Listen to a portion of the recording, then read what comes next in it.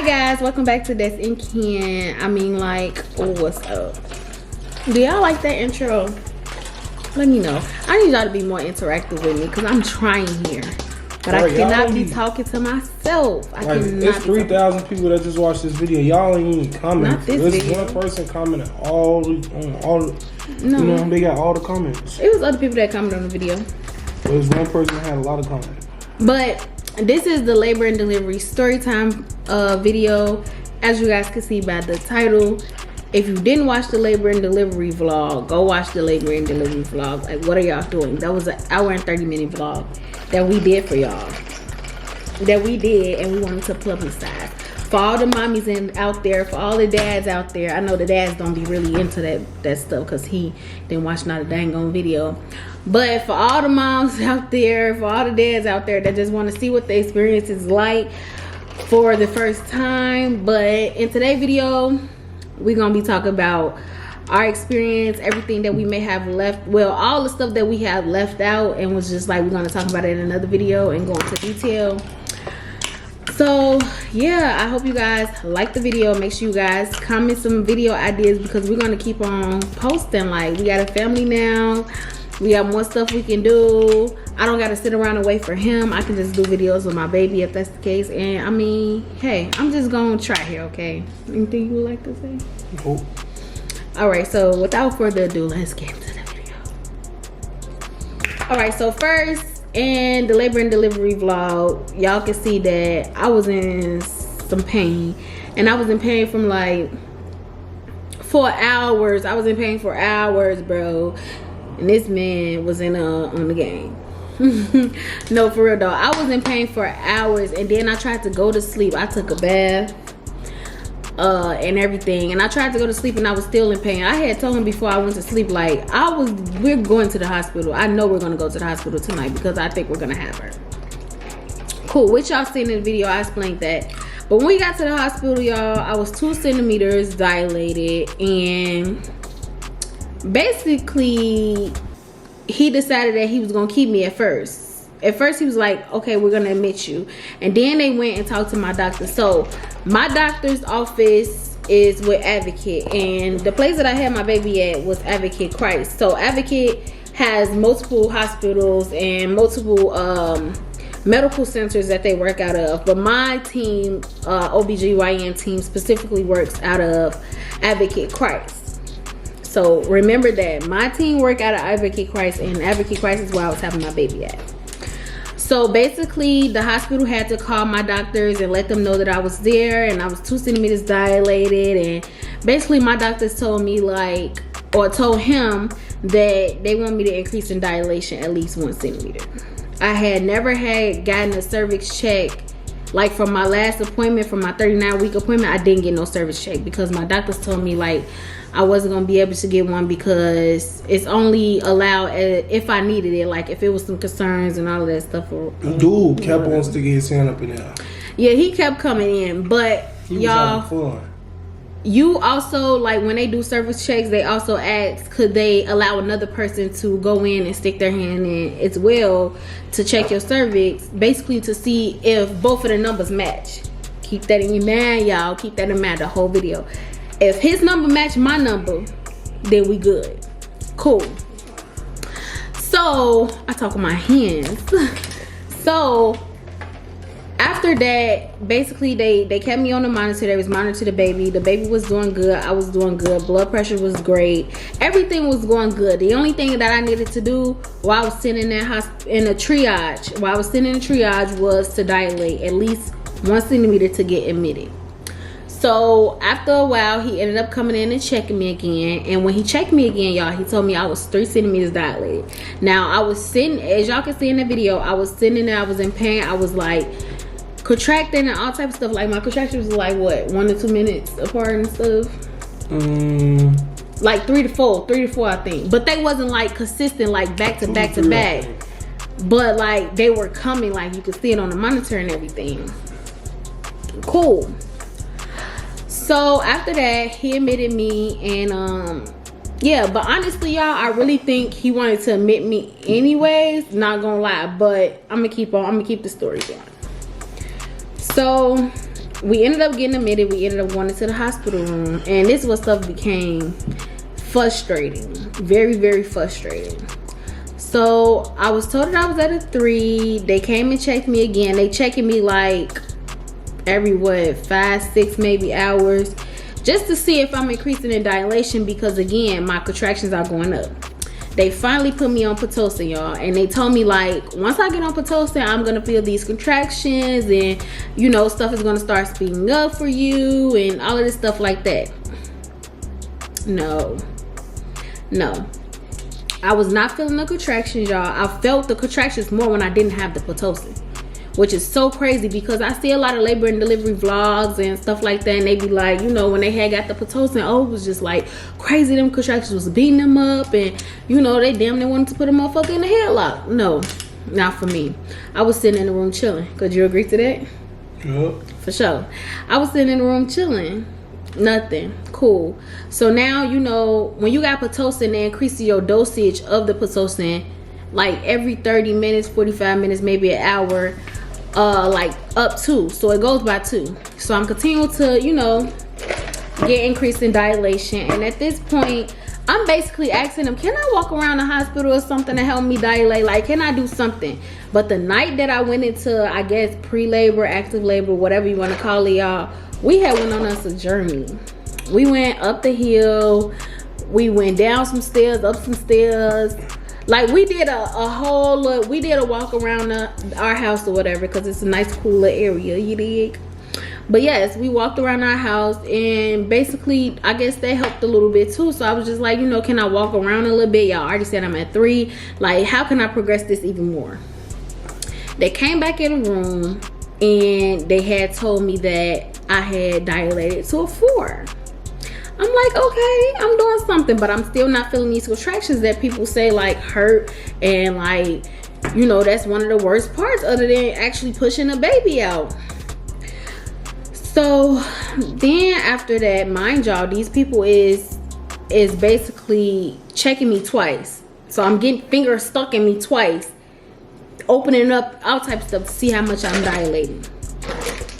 I got told I was at a 4. We happy, like we increasing in dilation. Yeah, let's go. We gonna be having a baby by X, Y, and Z time. We was trying to see, we gonna have a baby by tonight. Y'all know how y'all be. We gonna have a baby by tonight. Oh, we gonna have a baby in the morning. No. They came back, and what they tell me? That I was at a 3. So no. Let me do that 5 first. No, 4. Remember, this is at a 4. They told me I was at a 4. And then I think later that day, they ended up telling me I was at a 5. The next morning to that day, my doctors at the medical center ended up coming in, because now I'm hospitalized, and they still have to come check on me regardless if I'm at the hospital or not, because that's still my OBGYN team that is supposed to deliver my baby. So they came and checked on me and everything like that, make sure all my vitals was good, everything was good. My team, my OBGYN team, they ended up checking my cervix as well. When they checked my cervix, they said that I was at a 3. Mind y'all, we was excited about being at a 5 and everything. But I mean, if I'm at a 3, I'm at a 3. What can I do? But the thing behind it was, why did you tell me I was at a 5 and I wasn't at a 5 and I was at a 3? Because now we telling everybody that's constantly calling us like, yeah, we had a 5, we had a 5. Everybody like, oh, you doing good, you doing good. You know, encouraging words and all type of stuff like that, to then get unmotivated about not even increasing in dilation. So now we telling everybody, oh, we had a 3. Like, oh, they lied to us. Basically, they miscommunicated to us that we was even at 3 or a 5. So basically, we were lied to about where we were at in dilation. And the person, when they was in the room, the second person agreed to what he had already said. The man that admitted me, because he came back into the room and everything too. He was in there while I was in the hospital. As long as he was at work, he came and made sure that, you know, he was on my team. Cool. We didn't even know that. I guess they ended up talking and it was all miscommunication and all that stuff like that. We didn't even know that until my doctors from the medical group came in and told me that. So it was kind of like a slap in the face, like, dang, why didn't y'all come back in the room and tell us that we wasn't even dilated at the dilation that we were supposed to be at? So now I'm at this point, y'all, I was getting discouraged. Like, I'm like, you know, I've been asking to, you know, walk around, all that stuff like that. Because at one point, as y'all can see in the video, I was dancing with my best friend. I was dancing with my best friend to try to dilate and stuff, because I didn't even have the epidural at that point. So I was just dancing and stuff, and I thought I increased in dilation, and the whole time I didn't. I thought the dancing helped, so I'm like, you know, I'm trying to, you know, get this going. So eventually, after we got told that we was at a 3, I'm in there, I'm trying to dilate. I eventually ended up dilating to a 4 in real life, a real 4. Ended up dilating to a 4, and at this point they was basically telling me like they're gonna break my water. And honestly, I don't know if that was the best thing to do, other than basically at that point send me home or something. But I don't think, since they admitted me, that they was gonna send me home, especially since I had already been on the Pitocin and all that stuff like that. So I got to a 4, and now at this point they tell me like, you know, with you getting your water broke, this may increase your contractions for sure. Like, for sure. Mind you, I'm still on this Pitocin still. And they basically trying to tell me like, okay, they're gonna stop my Pitocin to bring it back up, because if I'm telling them this whole time, y'all, I'm telling them like, I cannot feel no contractions happening. Y'all can see it on the monitor, but I ain't feeling nothing. I don't have no epidural, none of that. Not that I wanted to feel it for real, but I guess I had a good. But it's still the fact that like, how do I know that this is really going on? Some of them I could feel, some of them I couldn't feel. But I don't think they was like, I don't know, maybe I was just tolerating the pain, but it wasn't nothing for real. Cool. They came back in, said all that, did all that. And at this point, they about to break my water in a few hours. They telling me that it's gonna hurt and stuff, so I'm like, okay, y'all making it seem super bad, so let me get that epidural. My back hurt. That's all I can say about that. My back hurts bad. Wanna know why? Because they fucked up my shit. Yes, they stuck me 3 freaking times. 3 times. Twice hurt it really bad, and I was just like, this hurt worse than the contractions that y'all say hurt. The epidural, that hurts. If it's not done right, that hurts. I got stuck 3 times. The 3rd time finally worked.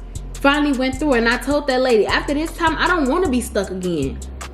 But I didn't know the aftermath of the epidural, because honestly, it hurt where, you know, when I had got stuck and all that stuff, like, it hurt just like that. And some people kind of say like, when it's cold outside, your incision and stuff hurts, and your back hurt from the epidural and stuff. But that is just so crazy to me. Like, I just never knew that that'll hurt like that. But that hurts. And he can, y'all can ask him, because I be like, bro, my back really hurts, and it's not no joke. That shit hurt.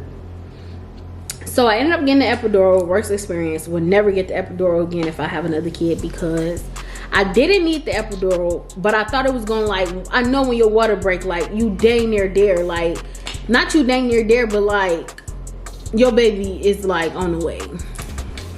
Wasn't in pain. So then after that, I was told, I thought it was water now. After that, got the epidural. They had to get out the room. So they couldn't even see me get the epidural. They couldn't record the epidural or nothing like that. So after that, what happened? Now I got the epidural, y'all. And one side of my leg was normal than the other side. One leg was number than the other side. And that was kind of weird to me, because I was confused as why. But it was. And that was funny. What? What are you laughing for? Go ahead. Go ahead. Keep talking. So yeah, one leg was numbered than the other. So I was just like, is this right? Like, I was getting really scared. After that or whatever, they just told me like, I just gotta balance the epidural out. Like, but I was already laying, I already couldn't move. So I was like, balance the epidural out, what do you mean? So I just laid flat at this point. Now, this is where it gets very, very, very, very, very irritating. It's because at this point, they're basically telling me, like, I got 4 hours to dilate and change in dilation. Now, I was in labor for what? 40, you remember? I don't remember. 40.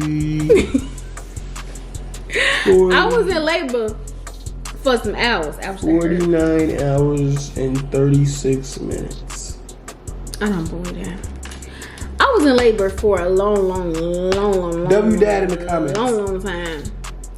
And W boyfriend in the comments. Yeah. Honestly, at this point, I guess since they had broke my water in the beginning of the day, since they had bust the water bag, they basically within 12 hours, I guess I had to have my baby. But I thought it was 24 hours. I'm not sure. Y'all correct me. Let me know in the comments. First of all, I feel like they messed up because if they had never broke her water, then she'd have never had to have a C-section. Now, if they would have waited just a little longer before they broke her water themselves, she would have had a natural birth. Wait, my water bag probably would have broke, but if it didn't, then that's when they would have busted it for me. They can bust your water though, but I don't think they should have did that for 6 months. They was going about on how to make the baby get dilated more, if that's the right way to say it. They was doing it all wrong. I'm not no doctor, but damn. They had her ass on the bed upside down. They had her laid out flat on the bed. This a flat bed. They had me doing the reverse cowgirl. That's her head. Reverse cowgirl. The bed like this. Got her upside down. So the baby is, in my thoughts, it was like the baby was going like this the way. baby is coming back up, not going down. Now when she was, but if you think about it, it's some exercises that like the baby was going down. No, but it's some exercises that they want you to like level your. I don't know, cause I was doing it in the room at one point. I was just like in doggy style, but like very, very arched. Okay, and I think that helped a lot. Get in the camera. You're not even in frame. I think that helped a lot, but where was that? See, you messed me up. But yeah, so after they told me that I basically had 4 hours to change in dilation, y'all, this is when they wanted to do any and everything to help me dilate. But honestly, I'm not gonna lie. This nurse that helped me, I never had her during the whole entire process until that last 4 or 5 hours that I had left to basically dilate or C-section. Y'all, the man came in 3 hours of the 4 hours he gave me and basically was like, yeah, we're gonna check your cervix now. And I'm kind of in my zone like, why? Because I actually already felt like they was gonna push me to have a C-section in the first place. So it was just really weird that he came in was like at 3 hours instead of 4 hours and was like, yeah, we're gonna.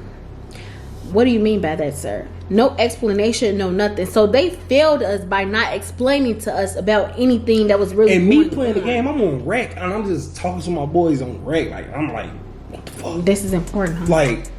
Like they said she gotta have a C-section. I'm thinking she finna die. I don't know nothing about no C-section. And I told him to look up all this stuff before we went to the hospital so he can be educated and know. Because if anybody is there, it's this man going to be there. Which means... No C-sections. Yes, Ken, we did. We never talked about no C-sections. We never talked about no C-sections. All right, bro. I knew people had C-sections, but I didn't know how a C-section worked. And I actually feel like they might be better. But no, they're not. But C-section, I didn't know nothing about no C-section. So as soon as they said, all right, we're gonna get you prepped for a C-section, make sure you shave her, man, whatever. You do not have to just say that. Keep going. So when they told her that, they gonna rewind the video and be like, what did you just say? You gonna keep it in there. So boom, when they said, all right, you gotta shave her, man, I'm like, bro, they finna cut her open. And I'm like, now I'm just thinking, I ain't gonna lie, I told Destiny after she had the baby and everything was safe and sound. You just don't go to that yet. Reverse. Boom. So came in, checked my cervix. I did not dilate, y'all. And basically, that's what happened. They basically said I had to have a C-section. But what I really think happened was that my blood pressure was going up. And maybe it was good for them not to tell me that my blood pressure was going up or whatever the case may be. But they ended up diagnosing me with preeclampsia. I want to say they didn't tell me about it. And honestly, I was very shocked because my thing was, y'all taking my blood pressure, but y'all not taking my blood pressure properly. When you in the hospital having a baby, you're basically laying down or whatever. Your blood pressure could get taken on this arm and this arm, but is the cuff made for that arm or is the cuff made for the other arm? But it's getting switched out in rotation. You know, I'm having these contractions. I'm in pain. I may not be in pain when the blood pressure thing is going off, because it went off, I want to say, every 30 minutes. How is y'all reading accurate? How is y'all reading accurate? I just don't get it. No way that y'all reading was accurate. So when they said preeclampsia, like, my mind didn't even go to preeclampsia, because one thing about it is I would start overthinking and I would start tripping myself out. And that's something I didn't want to do at all. Like, I didn't want to do that at all. So yeah, after that, we ended up going to go have a C-section. And y'all, my mind was not prepared to have a C-section, but then again, I just knew that God had me and I wasn't going to go in there nervous, just like I wasn't going into the hospital nervous having a vaginal birth. So I just took it for what it is. I was very upset that I was having a C-section, of course, because who don't want to have a vaginal birth? Who don't want to experience that? Like, I one day wish that I can experience it, you know, if I have more kids in the future down the line, very far down the line. But I was kind of traumatized when they told me I had to have a C-section. But I had to thug it out because I couldn't let nobody see the way I felt, because, you know, I just don't want to throw the mood off. Cool.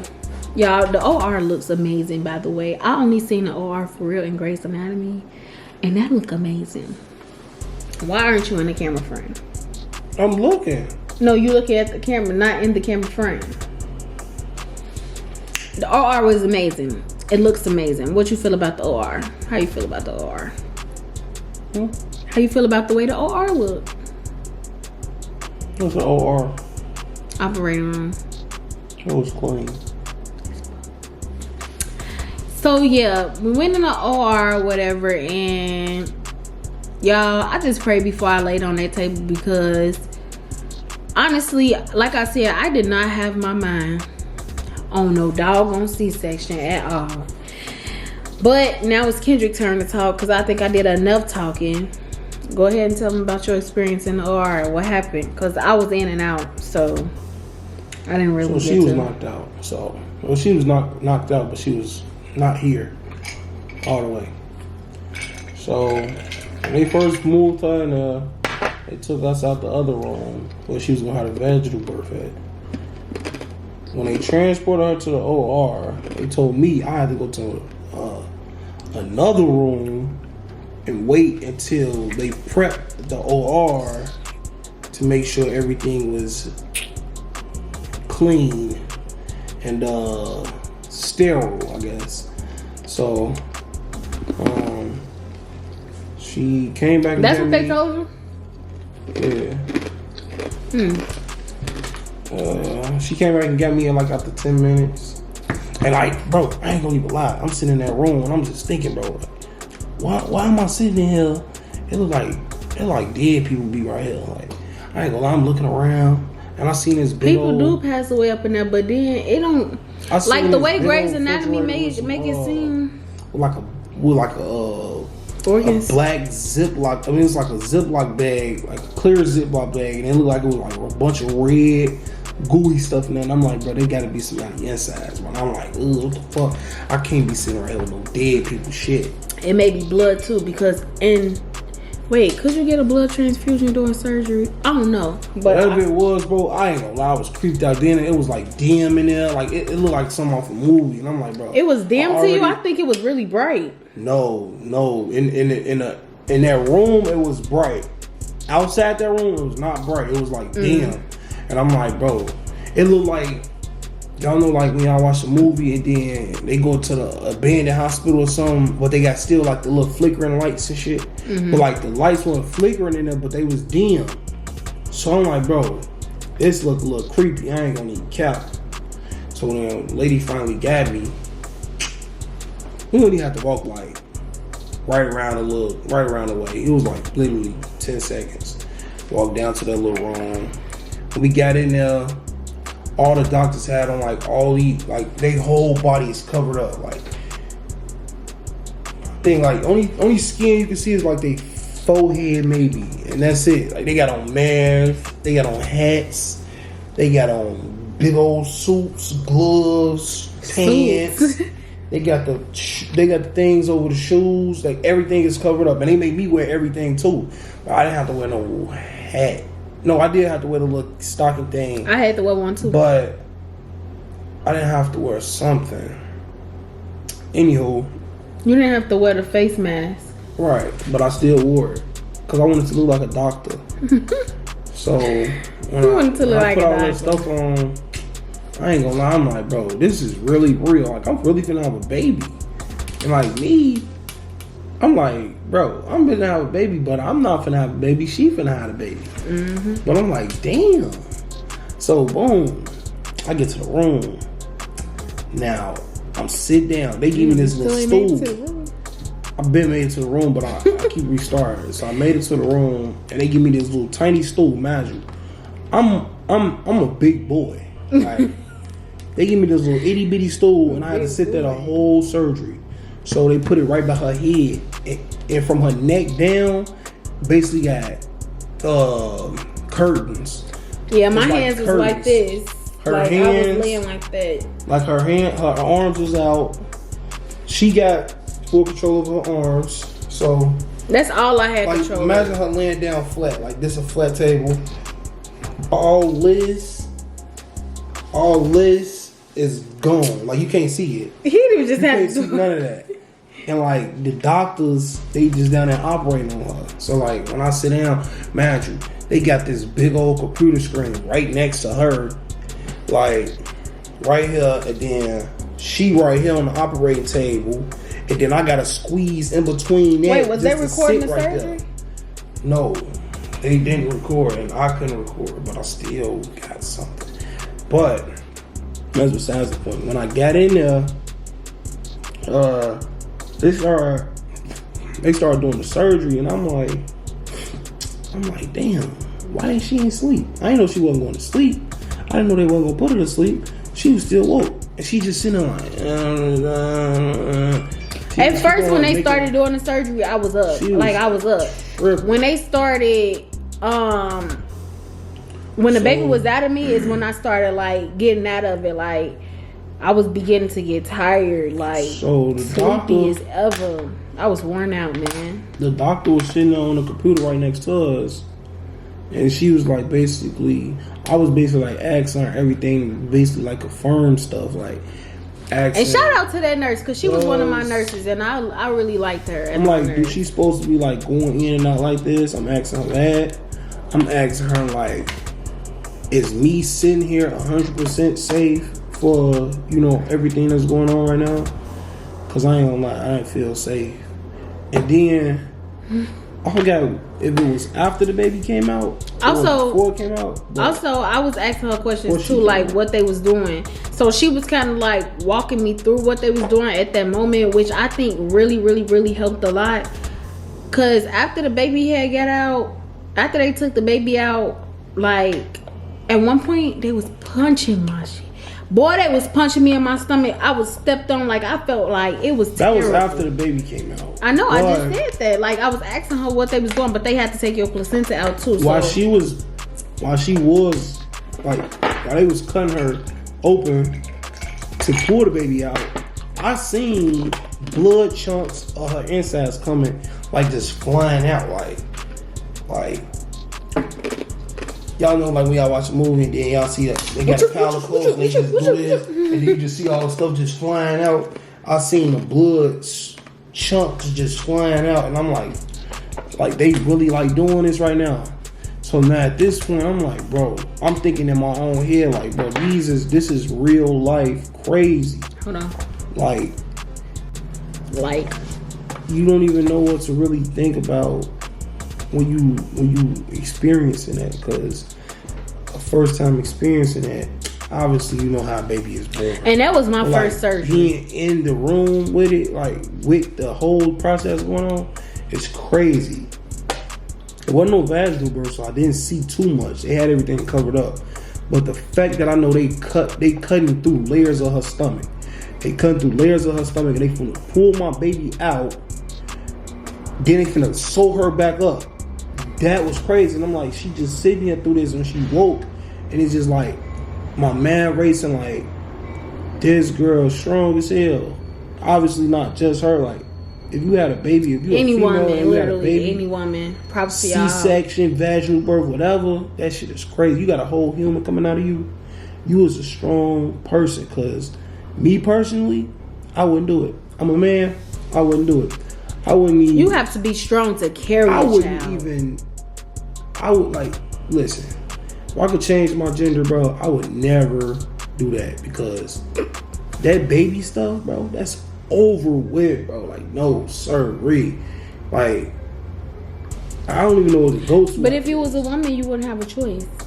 If I was a woman, I mean, you could have a choice to reproduce or not reproduce, but if I was a woman, tubes tied, not going, bro. Like, that is. But that's because that's because you've experienced it, though.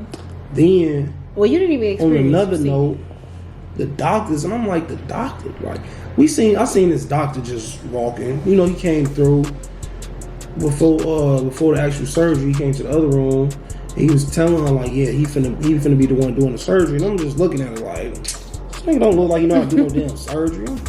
What he gonna do with them shoes on? Fuck them ears, boy. Fuck them out. It showed you better than he could tell you. So he came in. He was like one of them Indians too. He came in like, yeah, I'm going to be the one to do the surgery and all that. And I'm like, I'm just looking. So we get to the actual room, and he there, and he like really the main man. He telling doctors, He putting his hand out. They putting the stuff in his hand. He getting work. He getting right to the work. And then another thing, I ain't even tell Destiny about it. A doctor came late, bro. Or somebody came late, because I seen her running in. She ran in. They had two doctors holding this little coat up. She came in. She swooped that joint on so quick. They passed her something so quick. Like, she didn't even have to expect nothing. She just came in. Started doing something. Whoa, you was late. What you doing late to the surgery? They could be late. They could be working on somebody else. So that's why you need to watch Grey's Anatomy. So boom, after all that happened, she finally pulled on the baby. They finally pulled the baby out, and Destiny like, why they tugging? Why they pulling on me? Why they pulling on me? I'm like, they pulling her out. So then when they pull her out, I kind of glance, like I'm trying to see where's my baby at. I see it, and she like super like black. It looked like she black, but she not black. She just got. She's all probably the blood still purple. Like she purple. That's what it was. She was purple, and she had like a bunch of blood on her. And they ran her. And when she came out, she didn't make. It was no noise. They don't automatically make noise. I didn't know. I thought as soon as the baby like breathe actual oxygen, she couldn't breathe oxygen. She got a lot of fluid in her. She came out of a bag. So I'm talking about she came out of a bag. They grabbed her. They ran her to the little. I'm gonna just call it an incubator. I'm gonna just say an incubator. That's exactly what it is. Big old box thing with a heater. Incubator. She butt naked, and they lay her down, and they doing something over there. And I'm just talking to Destiny. I'm like, they got her out. They got her out. I just seen her. Like, I'm telling Destiny just like if she don't hurry up and get her ass up and look, that she ain't gonna never see it. Like. But I'm just so amazed, like when they took her over there and they put her down, they did something to her, and then all you hear is some crying. I'm like, my whole heart dropped. I'm like, what the fuck? That's my baby crying. As soon as I do that, I ain't gonna lie, I was emotional. His whole life changed. I was emotional, but like, what can I say? I didn't even know what to do. So the doctors, they snapped me out of it. They started talking. Like, I wasn't in no sunken place, but like, I was cool. But like, I was just like thinking, like, damn, that's my baby really crying. Y'all, he didn't even know if he should go over there to the baby and stay over there with me. Right, so they asked her, like, would you like to come see her? And I'm like, he gonna ask me, you gonna be okay? You gonna be okay? I'm trying to ask her. Nigga, I'm on the table. What you mean? I gonna be okay? I'm trying to ask her, is she gonna be good? But she literally like, yeah, he was already scared because I kept on going to sleep and he didn't know if that was normal for me to be doing. Right, so then I finally get up and they brought our baby to us too. I'm like, that's crazy, bro. This is my baby. And then, sure. After that, they started cleaning her up, doing her little footprints. She put a little footprint on my hand too. Yeah, his little extra. So I want a footprint on my hand. She asked me, did I want that? You didn't even take a picture of that, did you? It wasn't even on that for real. Like, it was just a little so bit. You still gonna take a picture? I'm gonna get After that, y'all, we went to the what was that? The post-op room. So I had to stay in the post-op room for an hour, and during that, y'all, I was really out of it. Like, I was out of it, like, terrible. I was over here talking about I don't even know what to this man, and he was just so in love with the baby. He was just, you know, it was just like a happy moment. Like, after that moment, he seen me totally different. You looked at me like one thing already, but now I'm big dog on his food chain, for sure, right? Food chain, like on your channel, like Wingstop. Boy, I'm big dog up there, and I'm pretty sure he probably look at the women in his family different. And everything, because like, these women still have to go through this stuff too. Kids. My mother had 5 kids. Forget that. Your mama had you regardless. 3 C-sections. Yeah. That's tough. And I'm not gonna lie, a C-section is not for the weak. Seriously, it's not for the weak. Like, after the second C-section, I feel like you might as well just stop having kids if you know if you're that. If you gotta get another one. But she had 3 C-sections. That's crazy. She never had a vaginal birth. But when you have a C-section, some people can never have a vaginal birth again. But that's crazy. Yeah, when you first have a C-section, you gotta wait a couple years before you have another kid in order to not have a C-section again. But it just depends. So yeah, after that, y'all, it was just like we was just vibing and chilling with our baby, honestly. And I'm on the baby all dark like me. She came out pale as hell. Yeah, obviously she came out purple like I told y'all, but I didn't tell y'all when she got a actual color. She was like white, like a white. Yeah, baby. she was very, very light. Actually, I could show y'all a picture of my stinker poop. You just gonna put it on the thing on the screen? No, I could show them a picture just right put it on now. The screen. Okay, but I can show them right now. Look at my stinker. That's look not at even my the whitest. stinker. Look at my stinker. Does she look like me and him? Who y'all think? Look at her. Why didn't you just put a picture of my face and her face and your face and her face? She's so cute. She's so cute. But guys, that wraps up this video. Thank you guys for watching. Make sure you comment and like the video, and also make sure you I can't even. What? Make sure you guys subscribe to the channel. We're on the road to 500 subscribers. That may not be a big deal to some people, but that's a big deal to us for sure. And make sure you go watch our other videos and keep on tuning into our channel, because honestly, this is something that I really want us to do, and I really want, you know, us, we're gonna make it, period. And mark my words, if you're here now, you're gonna be here later, and saying that y'all was here when we was at 200 and almost 300 subscribers. And guess what, when y'all say that, when we make some money, I'll see y'all soon.